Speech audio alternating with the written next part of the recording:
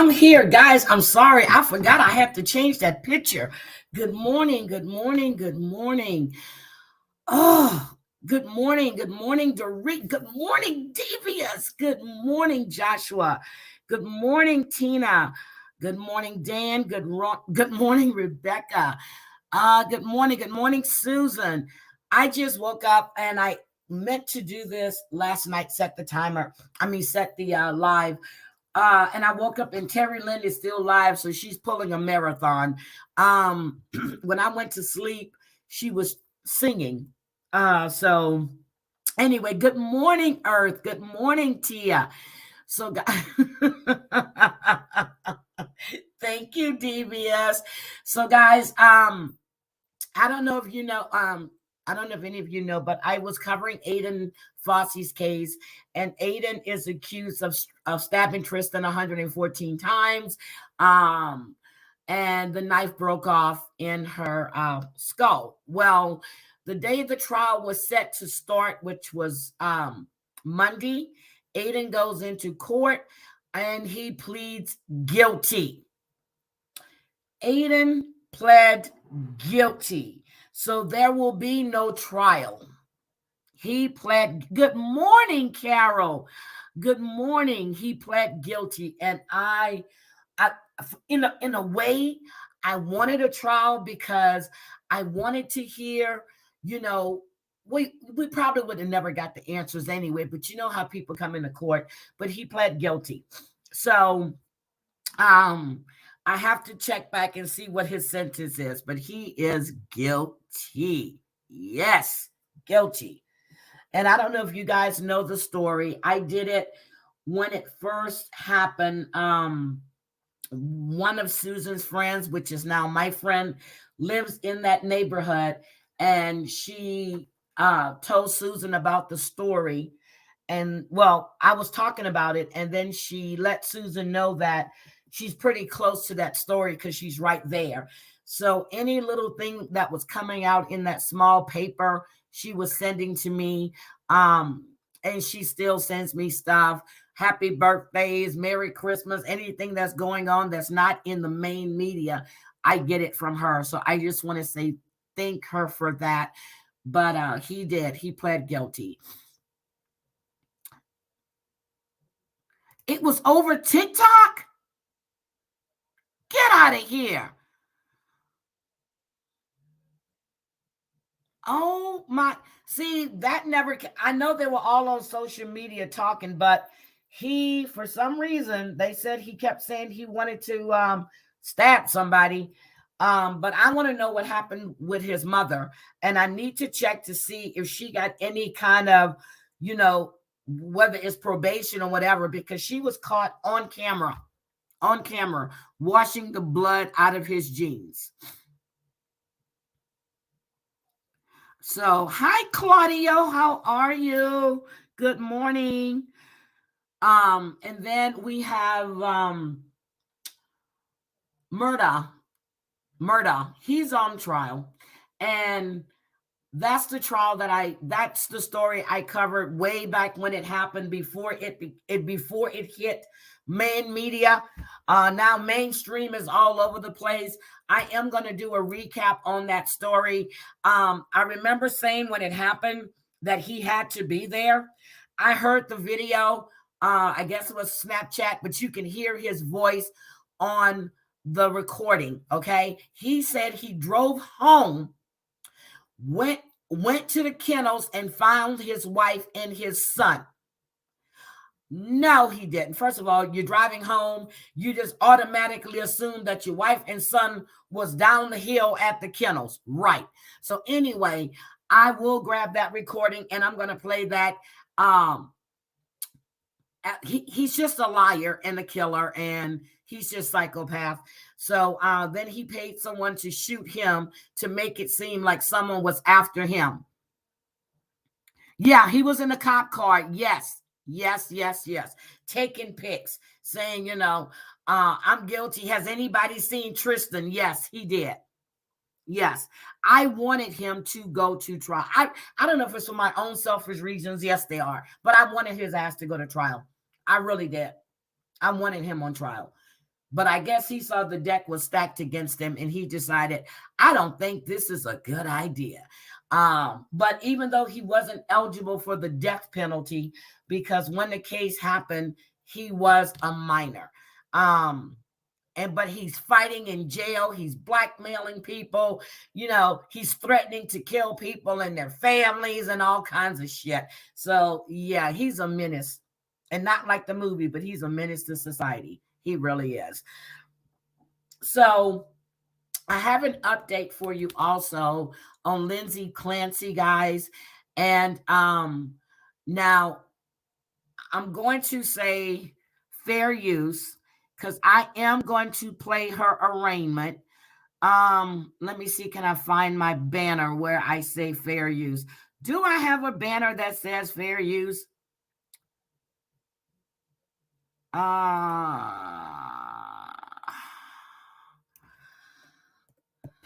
Hold on. Okay, I thought I had one that said fair use. I swore I did these. Okay. Well, if I don't have a banner that says, well, I'm going to put trigger warning, and I'm going to change this one to fair use. Hold on.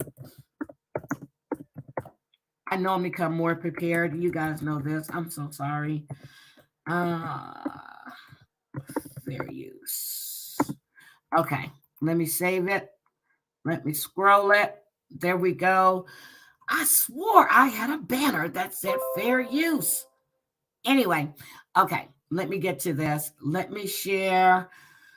And Dorit, I meant to tell you, when you were calling me for my birthday, I know I spoke to you for a little bit, but my granddaughter in Japan wanted to give me a virtual party.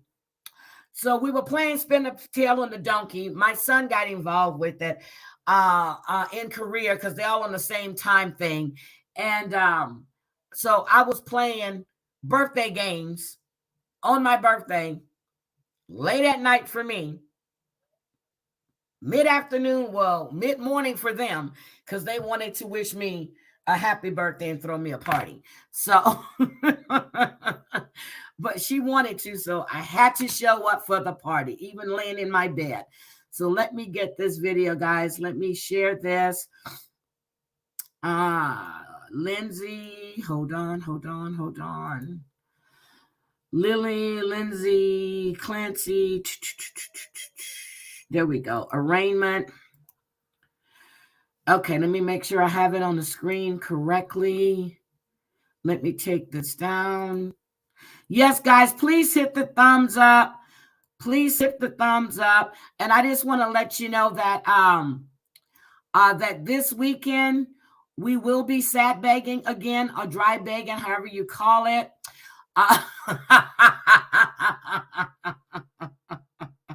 We're gonna be dry begging this weekend, people. Okay, I'm gonna be grifting. No, so this weekend we're gonna talk about the Memphis 3. It may be tomorrow morning, but more than likely Sunday. I had some time to think about this. I went to pull a lot of the information from this 432-page manuscript on how their police officers are supposed to act. And yes, and there's a lot of stuff about the Scorpion unit that I have. So I will definitely be doing that this week, and I just need to get my notes and stuff. Mommy says bad words. Hi, my baby. How are you? Oh my God, it's so nice to see you. Oh, I stole Susu from you. Mommy, I am so happy to see you, sweetie. Tina, I don't remember. Yeah, I did say good morning to you. Okay, so let's get this show on the road. Let me take this off. Guys, it's fair use, but I am going to have to pause it. And then she's going to talk about the timeline too. And I want you guys to really listen to what she's saying. Okay, here we go. Hold on. Did I put it? Oh, I tapped. 265-15D Big A. Strangulation or suffocation, juvenile 1. Count 4, 265-15D Big A. strangulation, suffocation, juvenile 2. Count 5, 265-15D, big A, strangulation or suffocation, juvenile 3. Count 6, 265-15A, big A, assault and battery, dangerous weapon, two-way exercise rope, juvenile 1. Count 7. Just so you know, guys, she is paralyzed from the waist down. Okay, she is paralyzed from the waist down. 7, assault and battery, 265-15A with a dangerous weapon, two-wit exercise rope, juvenile 2. And count 8, 265-15A, assault and battery, dangerous weapon, exercise rope, two-wit, juvenile 3. Ma'am, a plea of not guilty will be entered. Please be advised while this case is pending, any violation of state, federal, local law may result in bail being revoked and be held without bail. Fair use. Commonwealth, I'll hear from you first. Thank you, Your Honor. The Commonwealth is requesting that the defendant be held without bail based on the facts of the case, the strength of the Commonwealth's case, and the potential penalty. On Friday, January 27, 2023, using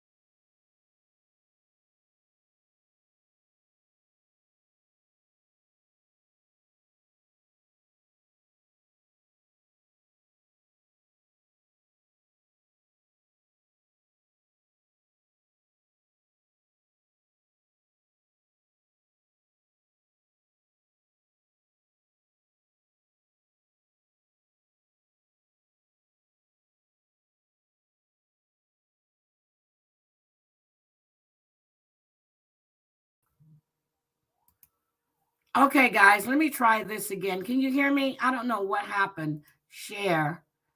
Let me see. Okay, hold on. Okay, there it is. Let me play it. I'm sorry. I don't know what I did. with Core and a 3-year-old son, Dawson, to play in the snow. They built a snowman. The defendant sent photos to her mother and to the defendant, straight that to her husband. She texted with them. Nothing in the text was out of the ordinary or any sign of any distress or trouble.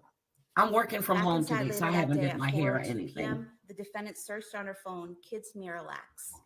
She then searched that Takeout 3V via her cell phone at 4:13 p.m. Immediately after doing that, she used Apple Maps on her phone. Now, okay, remember when we said we were wondering if she had planned this? We were wondering if she had plotted this. Well, guess what? It seems like she had planned this. She had plotted this, and now I don't feel any empathy for her. Okay, so here's the situation. You were in an intense program for postpartum psychosis. You were going 5 days a week. Everybody in here said, she should have been inpatient. Yes, mommy says bad words. Everybody in here says she should have been inpatient. I'm thinking she had a breaking moment, or it was a crime of opportunity. Now we hear she plotted. She checked to see how long would it take her husband. You're going to hear the conversations that they had during this time. This is sad. Hold on, let me get back to it. Yeah, this is sad. I have no empathy for her at all anymore. Nothing. Phone to determine how long it would take someone to drive from her home in Duxbury to 3V restaurant in Plymouth. So she would know how long someone would be gone if they ran that errand. Thank you, Claudia. Fair use. She next went on the CVS website at 4:47 p.m. and then called CVS on Summer Street in Kingston. She spoke to the manager of CVS and asked if they had the kids' Miralax. The manager told her no, but they had other similar medications. According to the manager of CVS, her voice did not sound slurred or impaired in any way. She had no trouble understanding the defendant, and it was a perfectly normal conversation. Do you hear this? Perfectly normal conversation. So she did not snap. She did not snap. This was premeditated. I agree. This is sad. If you're in this, check yourself in or check yourself out. Do not take anybody else with you. At 4:53 p.m., the defendant texted her husband, who was working in his home office in their basement. She texted, "Any chance you want to do takeout from 3V? I didn't cook anything. It's been a long day." This was an unusual request, as when the family ordered takeout, they'd usually go somewhere closer to home, but it was a place that they had been in the past. Patrick Clancy texted back yes, and then the defendant asked him to check the menu. At 5:06 p.m., the husband texted the defendant asking what she was going to get. She responded, "A Mediterranean power bowl." She spelled it correctly, and it was something that was on the menu. He then told her that he wanted the scallop and pork belly risotto. At 5:10 p.m., the defendant called 3V Restaurant to place the order. She got the order correct. She gave the correct name for pickup, Patrick. The hostess who took the call said there was nothing out of the ordinary about this call. She was able to understand the defendant, that her voice was not slurred or impaired in any way. At 5:15 p.m., Patrick Clancy headed out the door to run these errands at the defendant's request. As he left, she texted him Pedialyte liquid stool softener. Surveillance footage shows Mr. Clancy at CVS on Summer Street in Kingston at 5:32 p.m. He goes to the medication aisle, the children's medication aisle. Phone records show that he called the defendant at 5:33 p.m. and she did not answer the phone. Listen to She this, then guys. calls him back at 5:34 p.m. and the call lasted 14 seconds. He's there at the store, unsure of which medication to get, and she tells him exactly what she wants. He had no issues communicating with her. It was a completely normal call, although he did mention that she seemed like she was in the middle of something. Guys, she seemed like she was in the middle of something. Good morning, NB. She seemed like she was in the middle of something. What could she have been in the middle of doing? I don't know if you guys know how she Kate her kids, but Kate her kids. She put exercise bands around their necks. This psycho piece of shit. I was feeling sorry for her. I was feeling empathetic and sympathetic for her until I read this timeline, until I saw this yesterday. And thank you, because I did not get it. I did know that she was being arraigned, but I didn't get a chance to actually see it. I was reading it. So when I got the video, I was like, get the hell, because I was like, oh my God, oh my God, oh my God. Then when you hear the prosecutor break this down, it hits home. It really hits home. Yeah, she was in the middle of doing something. Okay, let's get back to this. He is on surveillance footage during this time, exiting that aisle and appeared to be using his phone. He then heads to the register, makes his purchase, and leaves the store at 5:37 p.m. He's next seen on footage at 3V Restaurant at 5:54 p.m. He picks up the food and he's out of there within a minute. When he arrives home, the first thing he noticed was the silence. He did not see or hear the defendant or the children. He actually called her cell phone at 6:09 p.m. looking for them, and she did not answer. He went to their bedroom on the second floor and the door was locked. He was able to open it, and when he looked inside, he saw blood on the floor in front of a full-length mirror and the window open. He immediately runs downstairs and into the backyard, where he finds the defendant laying on the ground. She appeared to have cuts on her wrists and neck, but he stated to 911 that those wounds were no longer bleeding. She was conscious. He called 911. During this time, he asked the defendant, "What did you do?" She responded to him, Look at "I this tried to man kill right myself here, and jumped guys. out the window." During the 911 call, Patrick can be heard asking the defendant, "Where are the kids?" He later told police that she replied, "In the basement." So immediately after this happened, she knew what she had done and she knew where the kids were. Yep. When EMS arrived, he asked them to stay with her so he could go find his kids. The 911 call kept going. Patrick can be heard on the 911 call entering the home and heading to the basement. At one point, he calls out, "Guys." He can then be heard screaming in agony and shock as he She found his killed children. the kids. His screams seem to get louder and more agonized as the time passes. Cora and Callan were on the floor in the den area of the finished basement, which is to the left when you walk down the stairs, while Dawson was alone on the floor in his father's home office, which is to the right when you go down the stairs. Each child still had the exercise band that was used to strangle them. Oh my God. Okay. Okay. I had to take a break. Tina, I didn't get a chance to see yours. So I'm sorry, but the exercise band that she uses is what she used on her children. This piece of tied around their necks when their father found them. Dawson and Callan were face down on the floor. Cora was on her side with her torso turned towards the floor. He removed the bands and begged them to breathe. He continued to scream uncontrollably and screamed for officers to come to the basement. The dispatchers are hearing this and they send help down to the basement. And when they encounter Patrick, he yells out, "She killed the kids." The police rushed the children to ambulances that brought them to the hospital. And unfortunately, Cora and Dawson were declared dead at the hospital. This is so Callan sad. was med-flighted to Boston Children's Hospital. Medical staff was able to He restore died his 3 pulse, but days, not 2 his days brain later. activity. He was placed on life support for several days before passing away.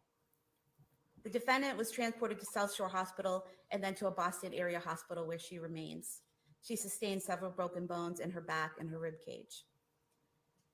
The police were able to find several notebooks in the defendant's home pursuant to a search warrant, and also notes on her phone that were similar to journal entries. In the months, weeks, and days preceding January 24th, 2023, the defendant meticulously detailed her daily activities, her children's lives, her mental state, and her medication use. Okay, so you remember when I said she was vlogging on her Facebook page? She was putting all of this out. Well, of course, that is no longer there. I wish I could retrieve that.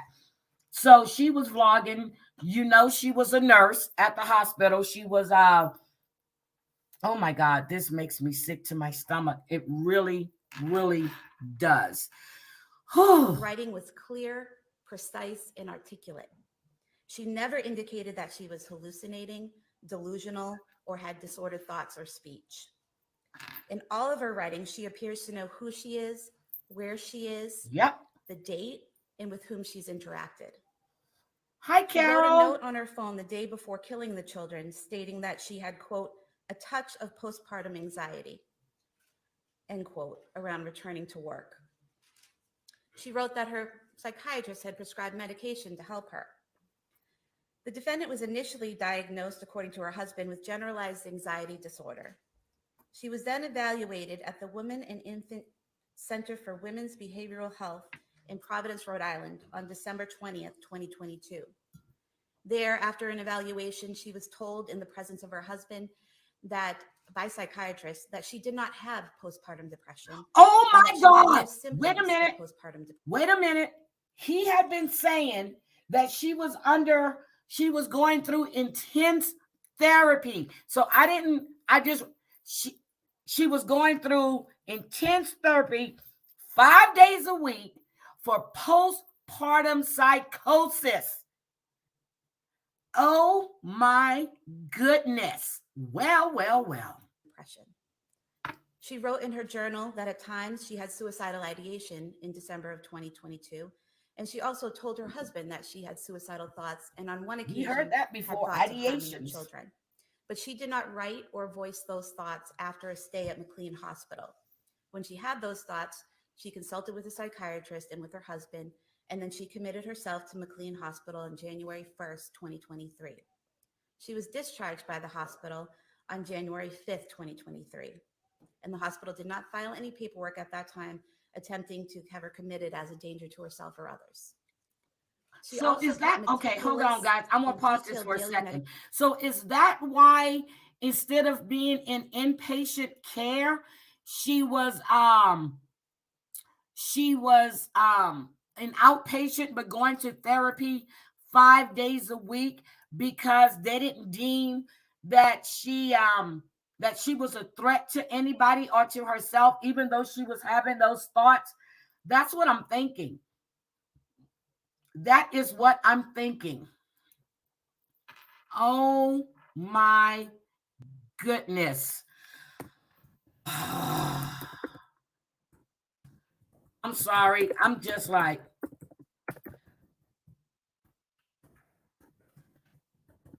oh my God. Okay. I'm just trying to figure out if that's why, if that could be the reason why medication she was logs doing the in a outpatient. diary that she wrote. She detailed that she had difficulties with each of the medications that were prescribed to her. And when she had issues with those medications, she detailed how her doctor had her stop that medication or wean off of it and then try something else. They were trying different medications to see what would work for her, what would benefit her. According to her husband, she was Thank never you, on more Mommy. than 4 to 5 medications at one time. And at the time of the murder, she was taking only 3 medications. And he said to the police that she always took the medications as prescribed. After her stay at McLean, the defendant appeared to be getting better, according to her husband. She slept well, interacted with friends and family. She went out with her kids and husband to places like the Kingsbury Club in Duxbury, the Charlie Horse Restaurant, the Museum of Science in Boston, the Cape Codder down the Cape, interacting with her family and the public without any apparent difficulties. She even stayed alone with the children on several occasions without any issues in January of 2023. Her husband asked her in mid-January, "Are you still having suicidal thoughts?" And she said no. The defendant's parents visited the family the weekend of January 21st, 2023. They interacted with the defendant in person. The defendant was able to run errands while her mom watched the children. She texted back and forth with her mother, and there was nothing out of the ordinary about these text messages. In fact, the defendant texted her mother on January 22nd, 2023 to ask how her ride home went. So here's my thing. She planned this out. We can hear this now. She planned every bit of this. She gave herself the time she needed to do what she had to do. This is disgusting. This was deliberate. This was cruel. Oh my God. Oh my God. My chest is killing me right now. Okay, let me put this back. Oh God. During this conversation, the defendant's mother wrote, quote, "Enjoyed seeing everyone this weekend.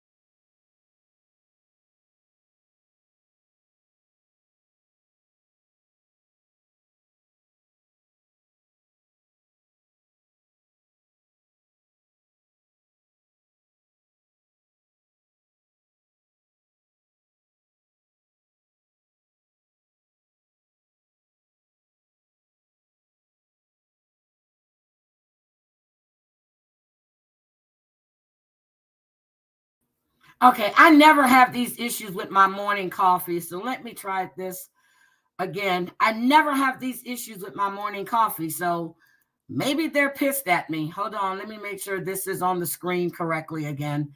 I never have these issues with morning coffee. Let me play this. Days. She was smiling and happy, and there was no indication that she was going to harm the kids. No one at all. described her as acting like a zombie in the days leading up to the murder or on the day of the murders themselves.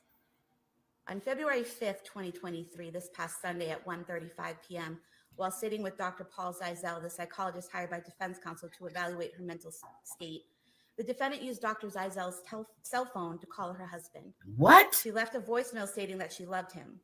Yesterday, on February 6, 2023, at 10:09 a.m., she again used Dr. Zeisel's cell phone to call her husband.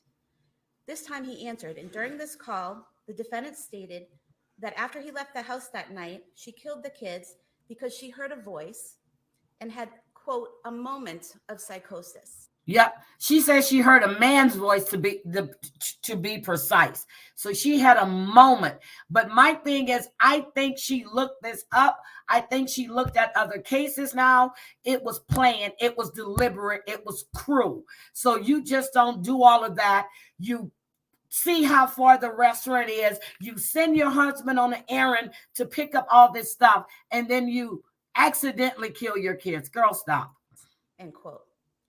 He asked her what voices she heard, and she said she heard a man's voice telling her to kill the kids and kill herself because it was her last chance.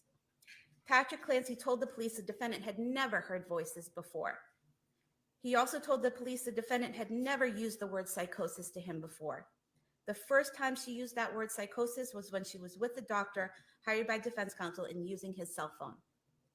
The defendant actually wrote a note on her phone on October 25th, approximately 3 months before this happened, October 25th, 2022.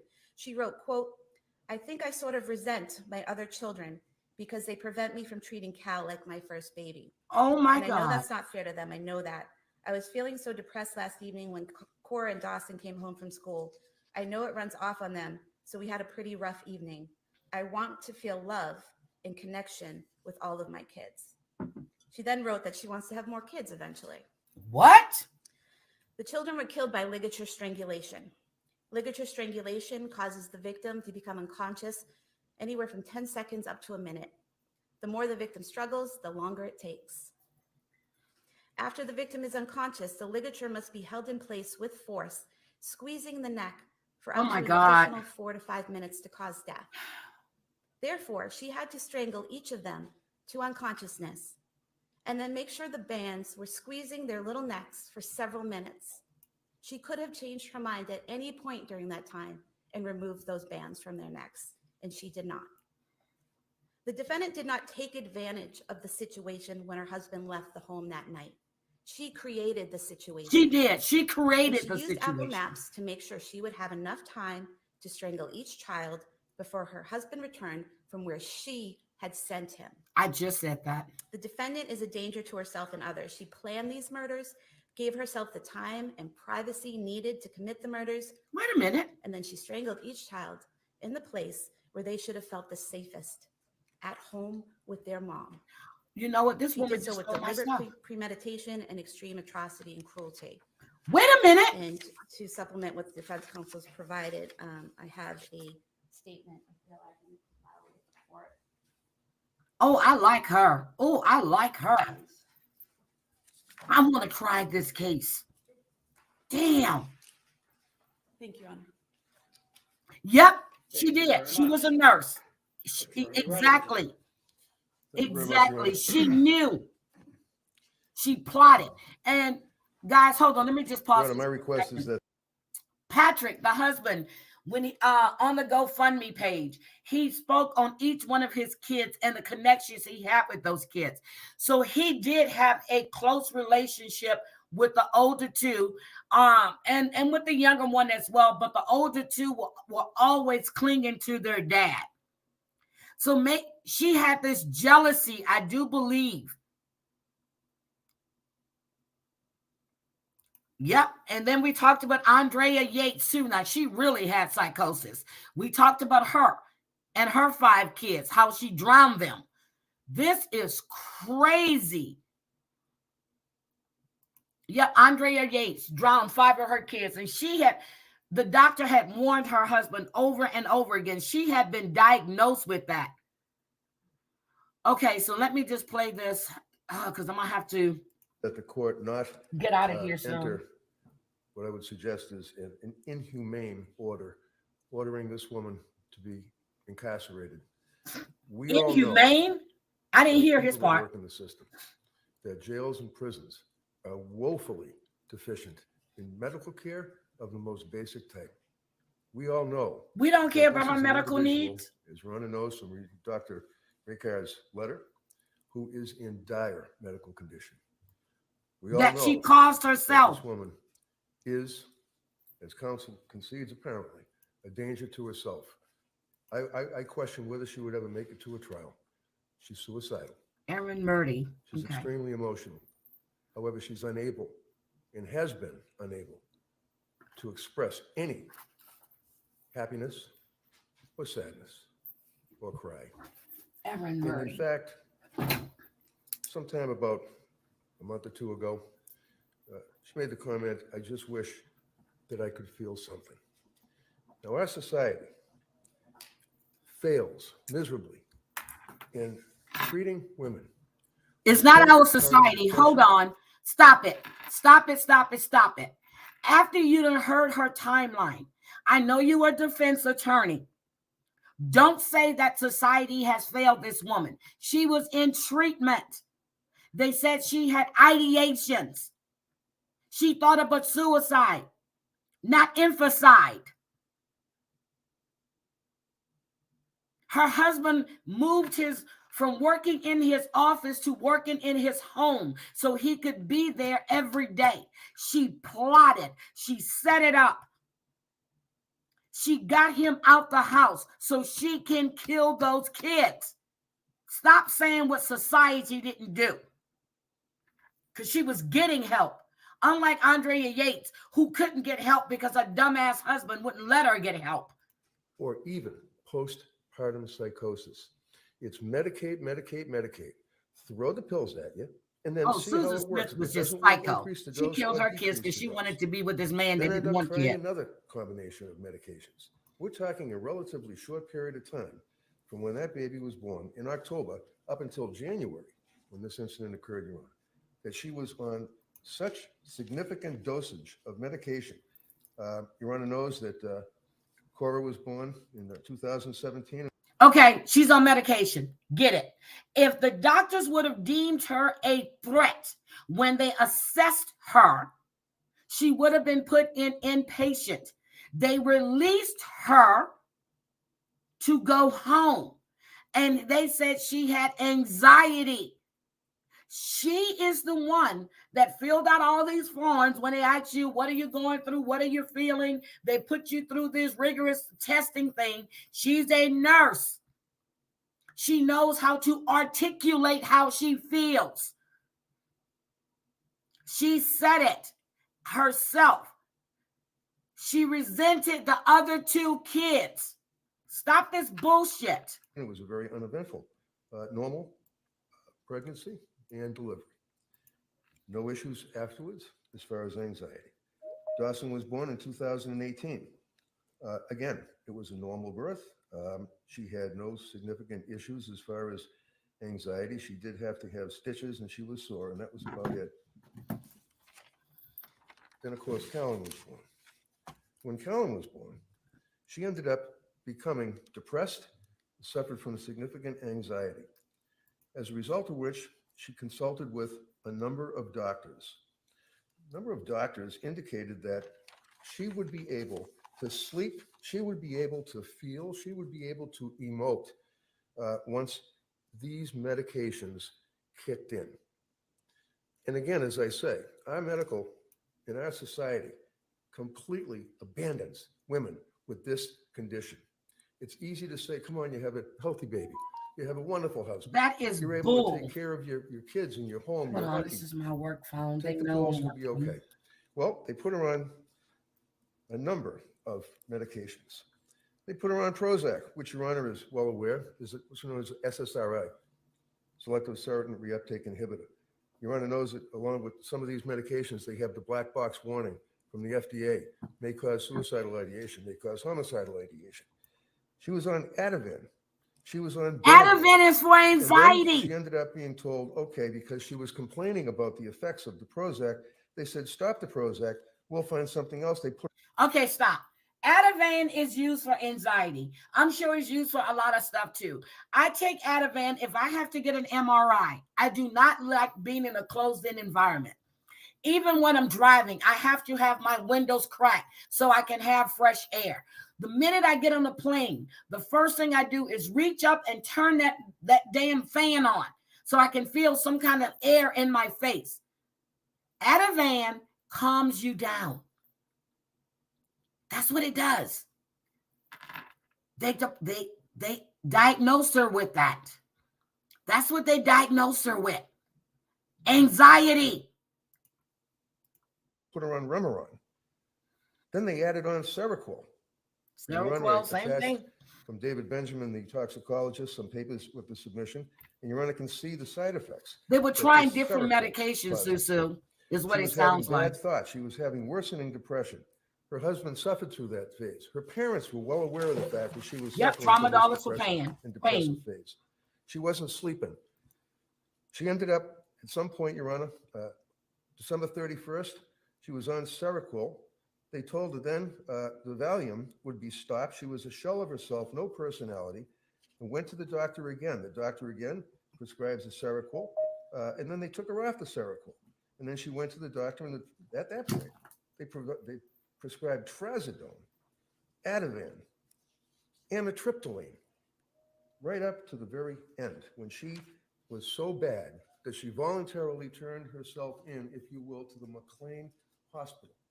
We know that that's a psychiatric hospital. She was at the McLean Hospital for a period of about 5 days. While at the McLean Hospital, they basically tried to get her off the Seroquel. She wanted to get off the benzodiazepines.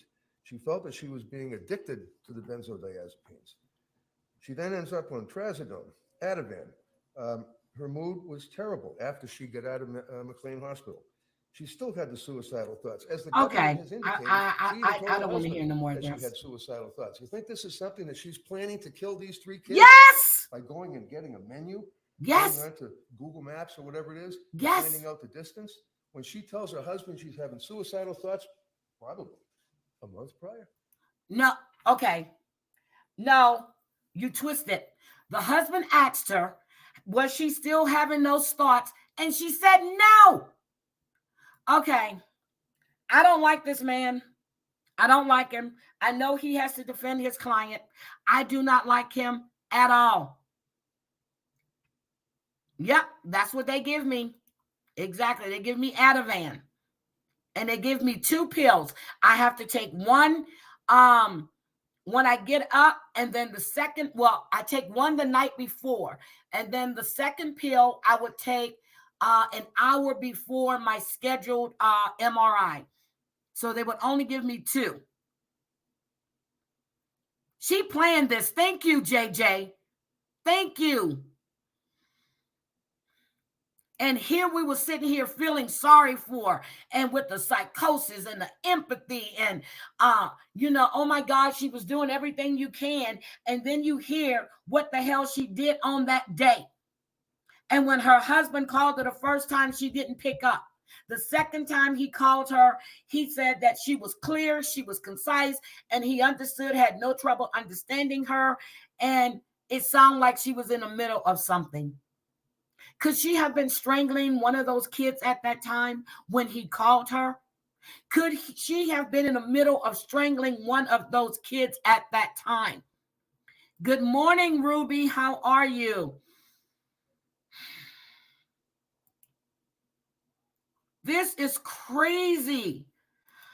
That makes sense, Meds. He's adding them up like she was taking them all at once, which is untrue. Thank you.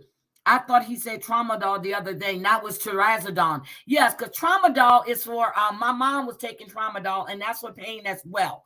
So, and she was taking that and, what is it? Is it diazepam? Not diazepam. She takes tramadol because she had that surgery, and they put that rod and the screw in her leg.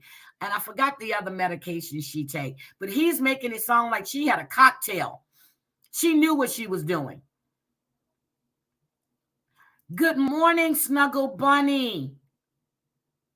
Guys, JJ is here. Could you drop JJ's chat in NB? And please just drop these channel links, please. I just realized that we haven't been doing that. And guys, if anybody wants to join the channel, you're more than welcome to. You don't have to, but you're more than welcome to. Let's see. Let's get back to this because he's pissing me off. Thoughts of hurting the children? They go to the doctor again, and she's on the medications, on and off, on and off. This is a significant issue between the postpartum depression as well as possibility of postpartum psychosis. Anxiety. Pretty much ignored. But You're not a nevertheless, doctor. with the You're a overlay lawyer. of the SSRIs and the history, and Your Honor has some emails and things that people would reach out to me from all over the world, indicating that their daughter had the same problem, that they had the same problem. Your Honor is well aware that many times when people are on Prozac or on SSRIs, workplace violence. Oh, he's homicides, working up this medication. I'm telling you, homicides. he's working up this medication. This is clearly a tragic, which is a word that's used too much in the criminal justice system, but this really is a tragedy, this case.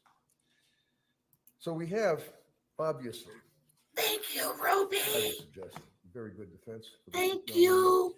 She's I'm 32 not gonna years sing of like age, Your Jerry. Honor. She met her husband. He was the love of her life. They got married.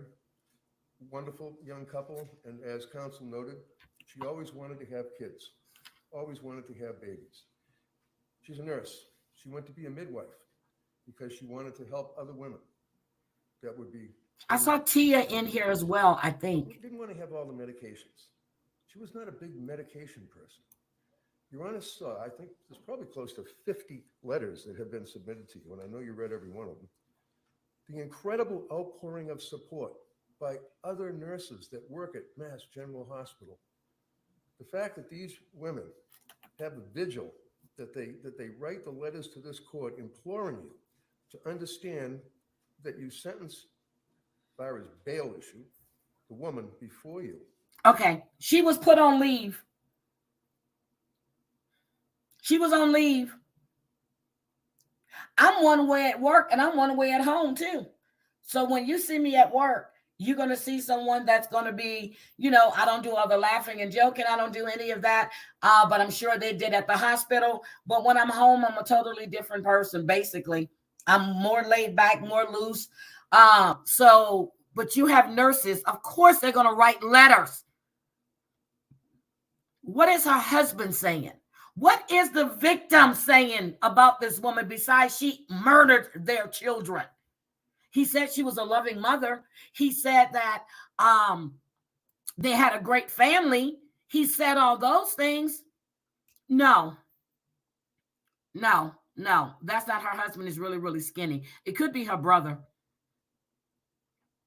So let's go back to this. I don't want to hear this man no more. I really don't, because I'm getting mad. Person who was thoroughly destroyed by these medications. That's for another day, obviously. A bail issue, bail argument. Your Honor is well aware under Commonwealth versus Vasquez at 481 Mass 750.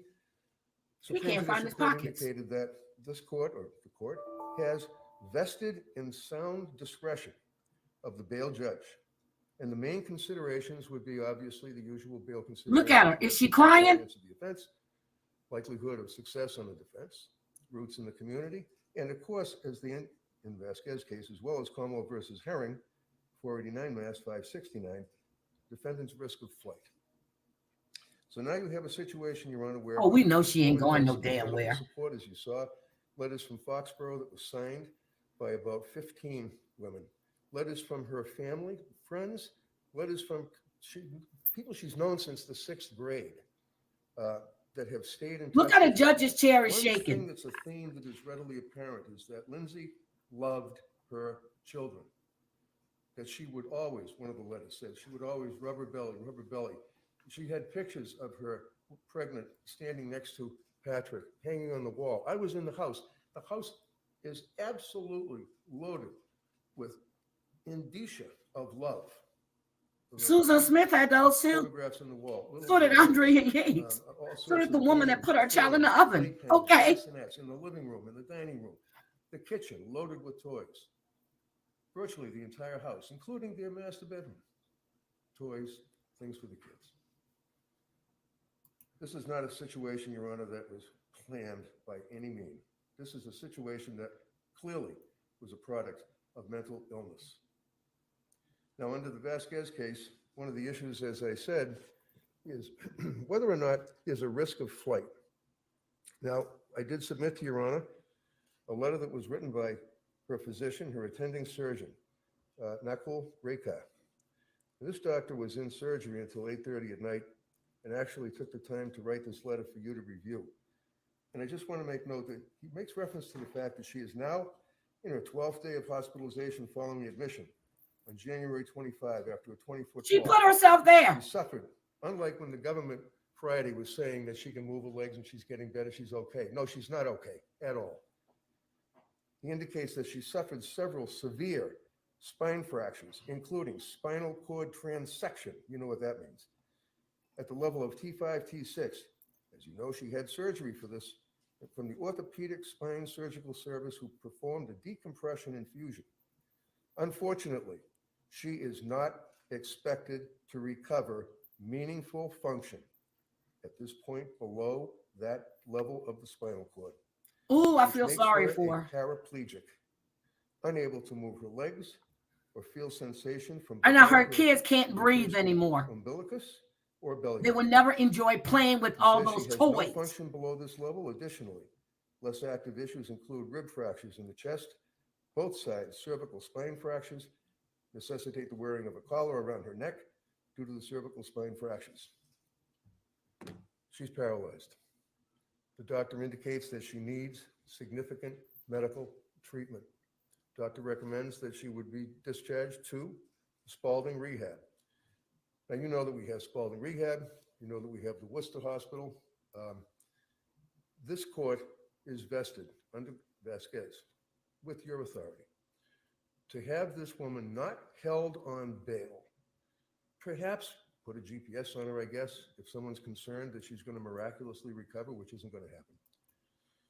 As Your Honor knows, being a paraplegic, paralyzed, she can't move, can't get off the bed.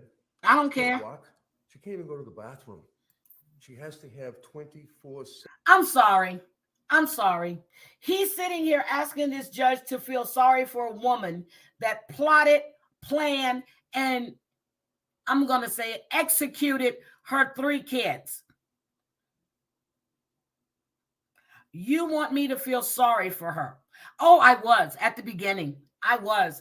I read about postpartum psychosis.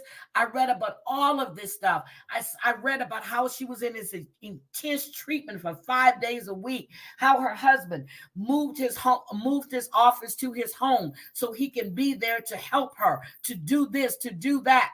And she plotted and planned and carried out this. And then you knew you did something wrong. You tried to jump through the window. I really don't think that you thought you were gonna be paralyzed. I thought that was a second thought after you killed those kids. Oh my God. Let me get more sympathy. 7, medical care. Her emotional state is so bad that there is a significant fear of suicide. She has to have someone sit in the room 24/7 to watch her. They don't talk to her. They're not, chatting it up. They just sit there and watch out of that concern.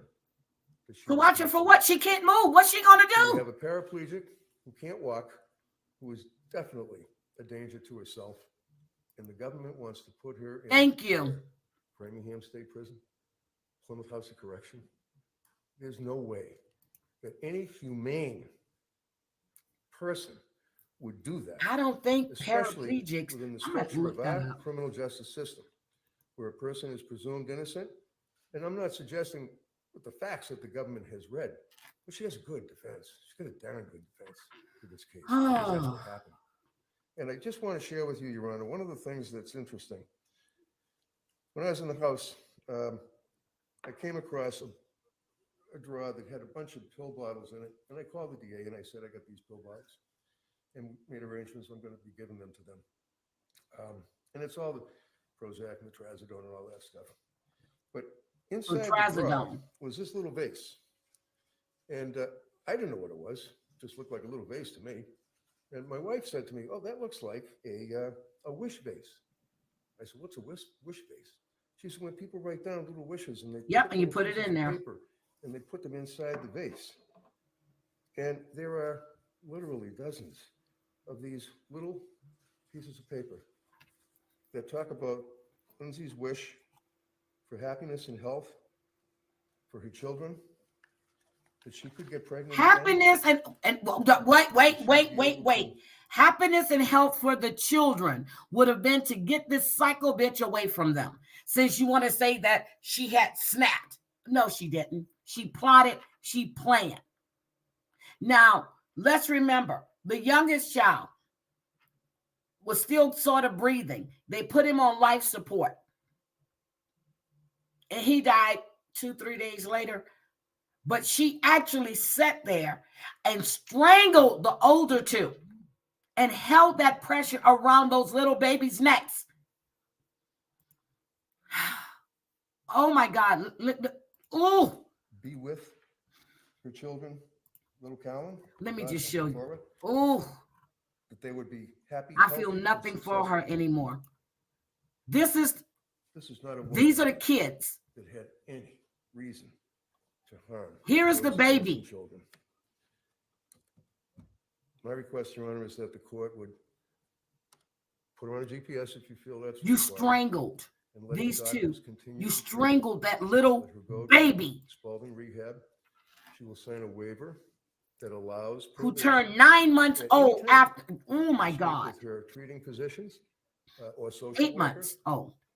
Find out how she's doing. Does it look as though she's getting close to regaining the ability to walk, which she isn't, but nevertheless, they would be able to do that. I don't And then care if the she ever government would walks be again. notified, I don't give a and fuck. they can come back in here again and try to hold her without bail. And my request would then be to Worcester for the emotional and the mental illness aspect. I don't think that it's fair or just or consistent with our I think it's fair, duties to each other just, as human and beings to put her consistent. in jail. I'm asking that she be allowed to continue with her medical treatment. Your Honor. Commonwealth? Your Honor, if I may, I did look into medical treatment if she's held. We were under the impression we had received information before that she could move her legs, but then we learned updated medical information that she, for the time being, is paralyzed from the waist down. If she is held, she could go to the Shattuck Hospital. If Shattuck does not have what she needs, she can be sent to another facility, and the corrections officers would go with her there. Shattuck would actually work with her, the doctors at the They need hospital her she's in currently prison. at to determine the best course of treatment.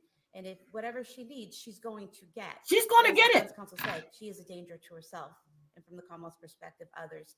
And just because she is paralyzed does not mean she's not a flight risk. She will be in a wheelchair eventually, and she can be driven somewhere. She can be flown somewhere. It does not mean that she will never be able to leave. Thank this you, area. FM. Just would like to say that Sure. yeah, sorry. Go ahead. Thank you. I have been, unfortunately, in the Shattuck Hospital. I can't hear him. Yes, she can get, quote, what she needs from the Shattuck Hospital is absolutely not true.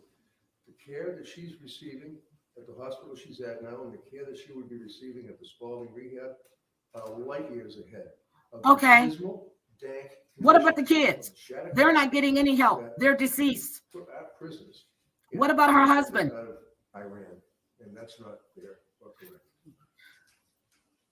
I Thank wonder you who both. hired this attorney. I need to Both of find you, that out. All of you who appeared before me that will be litigating this case are all very well respected.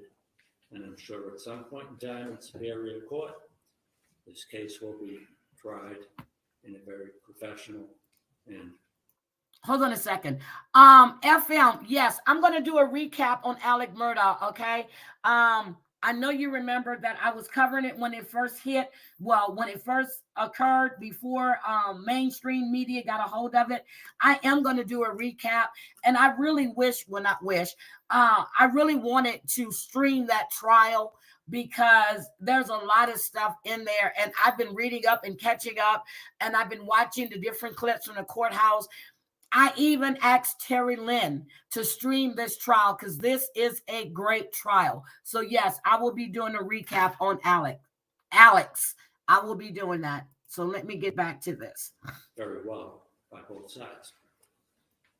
As counsel stated in Commonwealth v. Vasquez, the Supreme Judicial Court addressed the issue of bail in first-degree murder cases, and Justice Lowy issued a detailed decision about the issues in these types of cases. The court found that a defendant charged with first-degree murder has no right to bail, but may be admitted to bail in the discretion of the judge. The court ruled that a judge should consider the nature and circumstances of the offense and weigh the defendant's risk of flight in light of the strength or weaknesses of the Commonwealth's case and the potential penalty of a sentence to life in prison.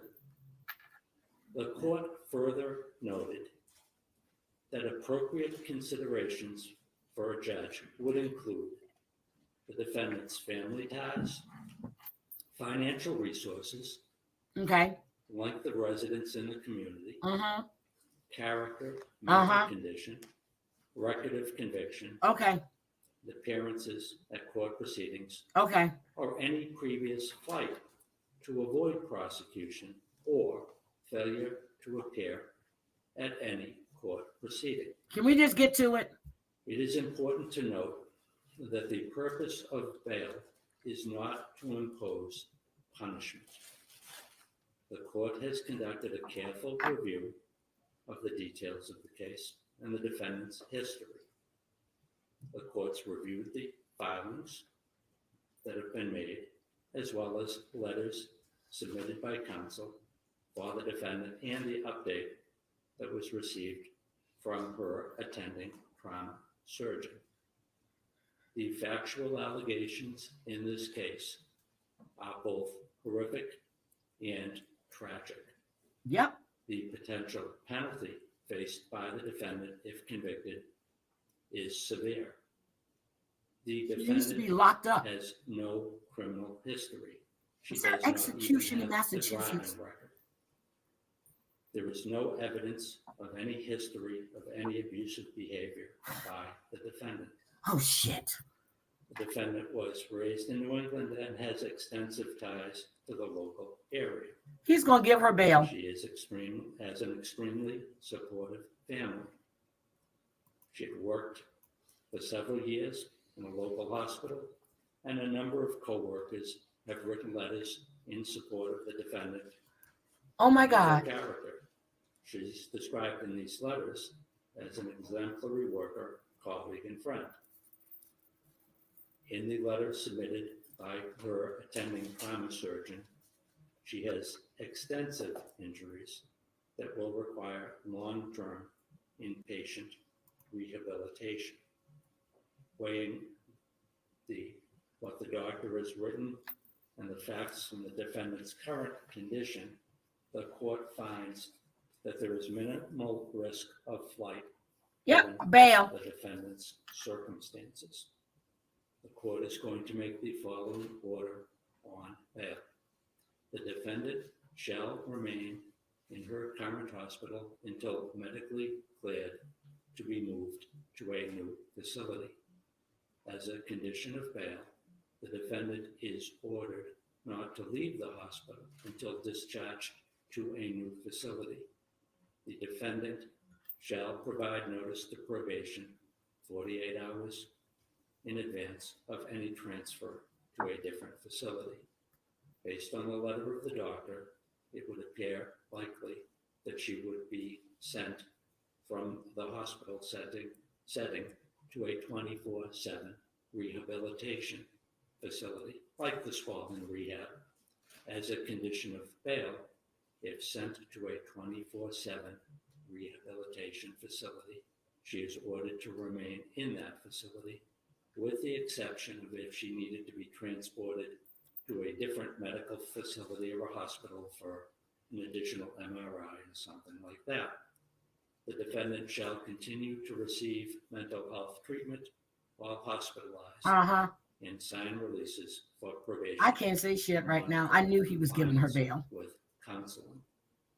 In the event that the defendant were to complete services at a 24/7 rehab and complete that care, the court would hold a further hearing as to whether or not the defendant were in need of further mental health treatment that would need to be done in an inpatient setting, or whether or not the defendant's mental health care could be provided in a residential Oh my setting. God. The court would direct court clinician, court doctor to consult with the defendant's mental health providers to conduct this evaluation at Yes. the appropriate time in the future. If the defendant were in a position that she was going to be discharged to a residential setting, both sides would have the opportunity to be heard further. Any discharge in a residential setting, the defendant would be subject to home confinement with appropriate electronic monitoring What? to monitor home detention. There would be exclusions that would be available if the defendant needed to attend medical or rehabilitation Okay. appointments. She's got bail. counseling sessions, or I don't hear no dollar registration amount. sessions. The court would have probation visit any No death penalty in proposed Massachusetts. residential Damn. setting prior to the defendant being discharged to that type of a setting to ensure that such setting was appropriate and safe. The defendant is ordered to surrender her passport to probation. Where the hell is she going? That the defendant does not have a passport, she is prohibited from applying for a passport. The court is not going to set any monetary bail at this time. Nope, no monetary bail at this time. Okay. So that's it, guys. We heard it. Yep, the defense is going for the postpartum psychosis, which yeah, I have completely changed my mind. It was a plot, it was a plan. She carried it out, and it's disgusting. So with that being said, I have been on for an hour.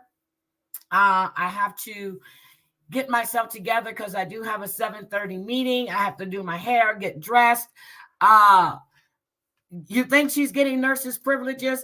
That judge is yeah, he's boring as shit. And they need better mics and better volumes because I could barely hear him or that defense attorney. Yeah, I need to find out who hired this defense attorney. Did her husband, because he collected almost over $900,000 now. So I need to find out if he's paying for this attorney or if her family's paying for this attorney. I need to also look and see if the husband was in court, because that was not him that was sitting there. But anyway, I love you guys. Today is Thursday. I need to check with Debbie to see if we're going to go live. It depends on how my day goes. I'll probably be back later on with 1,000 Pound Sister and 1,000 Pound Best Friends. I'm going to come. So I'll find out in about 3 hours. But for right now, I'm going to say I love you guys. I really, really, really, I have no more empathy or sympathy for this woman because I didn't hear everything that the prosecutor was saying. I just read that timeline, and then I started watching the video, and I said, okay, we're going to watch this together so we can all have the same reaction. And that's why I just stopped. And I wanted to play it for you guys. But I thank you all for being here. Have a great Thursday. Today is Thursday, right? Yes. Wait a minute. Yes, Thursday. Have a great Thursday. I need to get out of here. I need to get dressed, get myself together so I can be on camera. I am working from home today. I'm tired. I've been in the office every day around 5:15. And damn it, I'm tired. I didn't get home last night to almost 8:30. I took Kayla to get her hair done, then went back in the office and worked in the office almost 7 o'clock last night, then picked her up and got something to eat, and then came home and jumped right in the tub.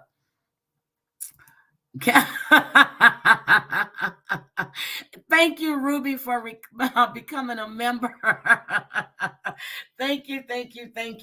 And guys, don't forget Tonight, I'm going to be grifting as well. I didn't want to grift this morning because this was a serious topic. So I will be grifting tonight if I go live, but definitely we're grifting on the weekend, okay? We're definitely going to be grifting on the weekend. Also, Tina, thank you for my beautiful gift. I appreciate it. Thank you so much. And Colleen with the K sent me another gift. And I want to say thank you to all you guys. Thank you, NB. Thank you, sweetie. Love you. I will see you guys later. Have a great day. Bye, guys. I got to get some more outro music. Bye, guys.